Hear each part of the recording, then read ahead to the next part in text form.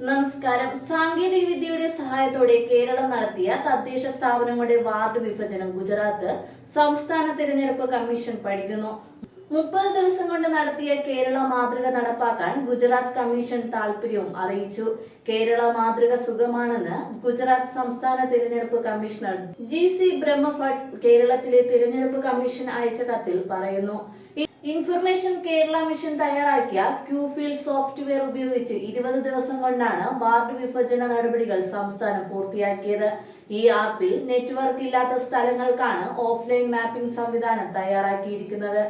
IKMന്റെ നേതൃത്വത്തിൽ ബന്ധപ്പെട്ട ഉദ്യോഗസ്ഥർക്കും ഫീൽഡ് ജീവനക്കാർക്കും പരിശീലനം നൽകി. 24 മണിക്കൂറും പ്രവർത്തിക്കുന്ന കൺട്രോൾ റൂം തുറന്നു.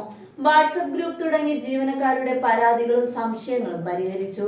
കേരളത്തെ മാതൃകയാക്കാനുള്ള ഗുജറാത്തിന്റെ താൽപര്യം ഇൻഫർമേഷൻ കേരള മിഷനുള്ള അംഗീകാരമാണെന്ന് മന്ത്രി MB രാജേഷ് പറഞ്ഞു.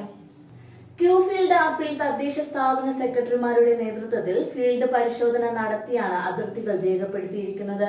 ഇന്റർനെറ്റ് അധിഷ്ഠിതമായി പ്രവർത്തിക്കുന്ന ആപ്പിൽ നെറ്റ്വർക്ക് കണക്ടിവിറ്റി ഇല്ലാത്ത സ്ഥലങ്ങൾക്കായി ഓഫ്ലൈൻ മാപ്പും നടത്തിയിരുന്നു.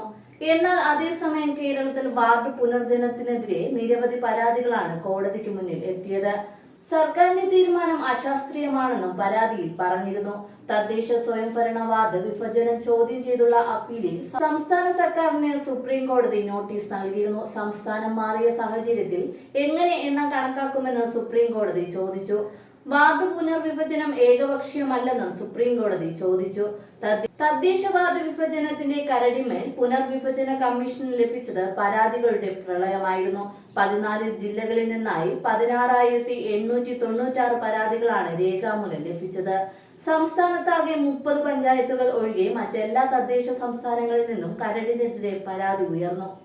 മലപ്പുറം ജില്ലയിൽ നിന്നാണ് ഏറ്റവും അധികം പരാതി ഉയർന്നിട്ടുള്ളത്. മലപ്പുറം 2834, കോഴിക്കോട് 2647, തിരുവനന്തപുരത്ത് 2009, കണ്ണൂരിൽ 1527 എന്നാണ് പരാതികളുടെ എണ്ണത്തിലെ ആദ്യ സ്ഥാനങ്ങൾ.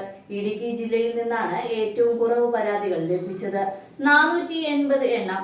41 തദ്ദേശ സ്ഥാപനങ്ങൾ മാത്രമുള്ള കാസർഗോഡ് നിന്ന് 853 പരാതികൾ ലഭിച്ചു. കോർപ്പറേഷനുകളിൽ ഏറ്റവും കൂടുതൽ പരാതി വന്നത് തിരുവനന്തപുരം കോർപ്പറേഷനിൽ നിന്നാണ്, 874 എണ്ണം.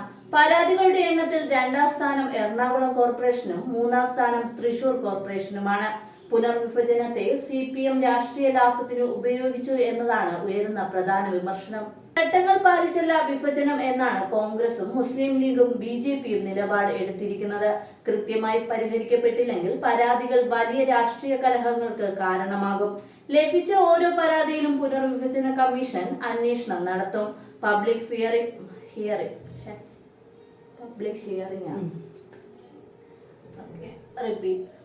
ഹിയറിംഗ് നടത്തി പരാതിക്കാരെ നേരിൽ കാണും. എന്നിട്ടാകും അന്തിമ വിജ്ഞാപന പ്രഖ്യാപനം.